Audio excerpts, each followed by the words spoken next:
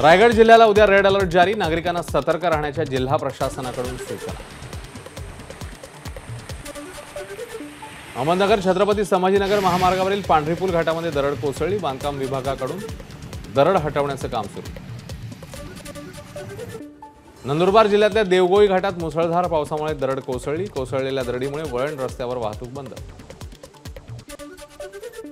जालना औद्योगिक वसाहतीतल्या गजकेसरी स्टील कंपनीमध्ये स्फोट, स्टील कंपनीत लोखंड वितळणाऱ्या भट्टीमध्ये स्फोट झाल्यानं वितळलेलं लोखंड अंगावर पडून 22 जखमी, 3 गंभीर।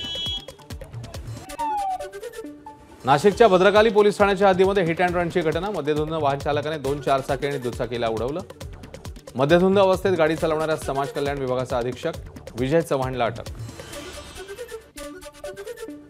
मुंबई भाजपचे अध्यक्ष आशिष शेलार यांचा पीए असल्याचं भासवून वकील आणि त्याच्या क्लायंटची फसवणूक, गुन्हा दाखल करून पोलिसांकडून आरोपीला अटक।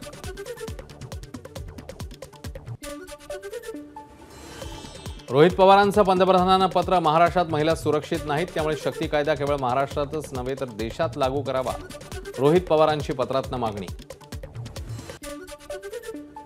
आदित्य ठाकरे 25 आणि 26 ऑगस्टला 2 दिवसांच्या छत्रपती संभाजीनगर दौऱ्यावर, शिवसेना शिंदे गटाच्या 4 आमदारांच्या मतदारसंघात आदित्य ठाकरेंचा दौरा, कन्नडमध्ये घेणार शिवसंकल्प मेळावा। अमान जॉर्डन येथे सुरू असलेल्या जागतिक अजिंक्यपद कुस्ती स्पर्धेमध्ये कांस्यपदक पटकावणारा साईनाथ भापारधी भारतात परतला, साईनाथ पारधीचं पालघरकरांनी केलं जंगी स्वागत।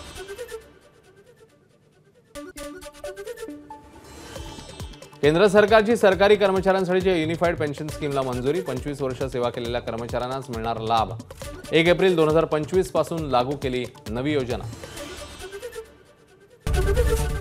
एबीपी माझा, उघडा डोळे बघा नीट।